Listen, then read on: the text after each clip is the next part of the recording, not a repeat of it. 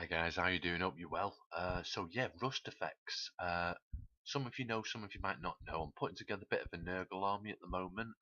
So I'm basically going to start painting rust effects onto them. Here's what they're going to look like when they're finished.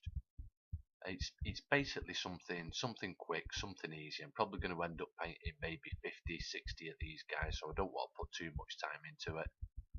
But yeah, let's get into it.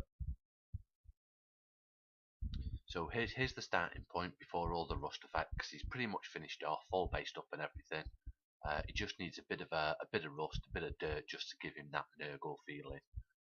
He is converted up. No, technically he's not even from 40k. He's from Age of Sigmar, but I like the miniature. He's had a couple of tweaks.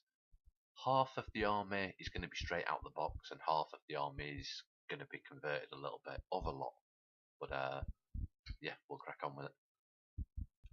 So you should have all seen this combo before. It's the Typhus Corrosion, Rizza Rust, and a Sepia Wash. It's kind of common amongst the painters.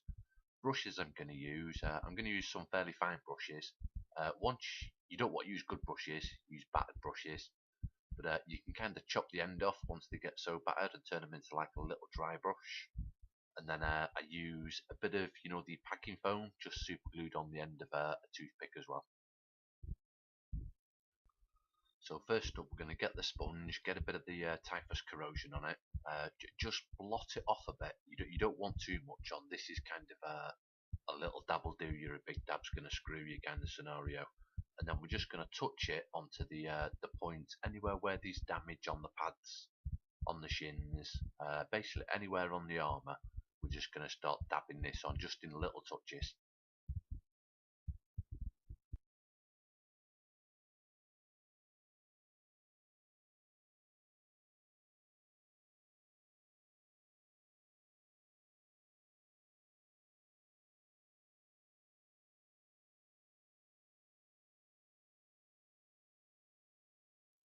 When it comes to his axe, I just want to be a little bit more selective about where I put this. I don't just want to coat the whole thing in kind of a rusty effect. I just want it to be in specific parts, so you can kind of pick and choose.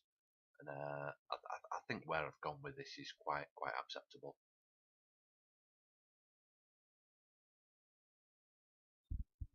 Next up, I'm going to use the Rizza Rust. I'm more after the colour rather than the actual dry brushing abilities. So I'm going to get a little blob, put it on the palette, dip my brush in some water, and just mix it up just so it thins it down to more of a heavy wash stroke paint consistency. So I'm going to lay this down wherever I put the Typhus Corrosion and just try and leave a little edge. So it's like you're highlighting. You don't want to cover the previous paint, but you still want a reasonable coat on there.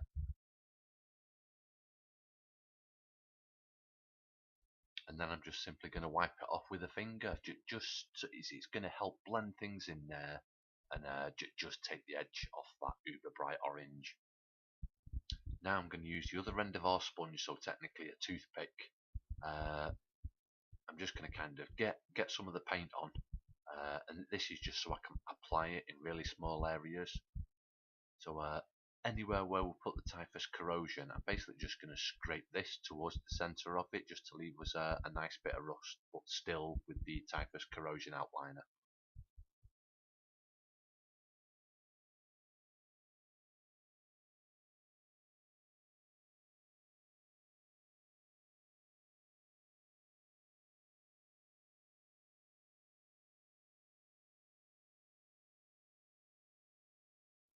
So next up, I'm going to use gunmetal. I'm basically going to try and use this like a kind of a wet dry brush, so to speak, if that makes any sense. So I don't want too much on the brush, but I don't want it to be a pain.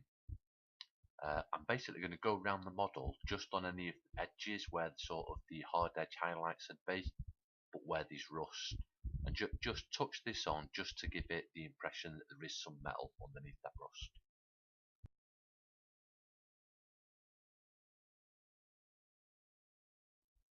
I'm also going to use this over the top of any of the pox markings or holes in the armour.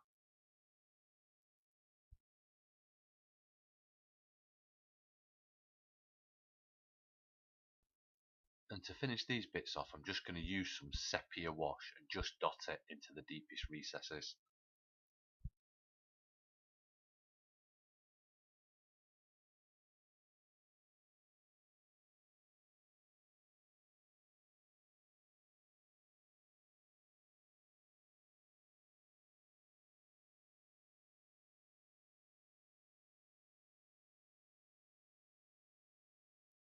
Now I've watered down the rust colour so it pretty much is just a wash. It's really really thin. I can't tell you how many parts water, how many parts paint, but it's basically of a wash consistency. And I'm just going to paint this over any chains.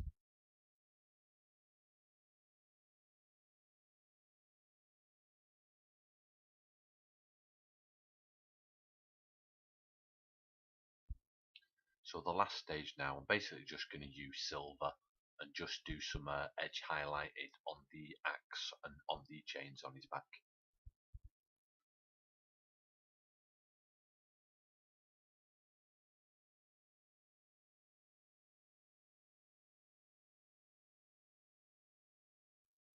Well, there it is, guys. Thanks for watching. Like, comment, subscribe. If you want to share this video, go for it. Feel free. Thanks again. Cheers.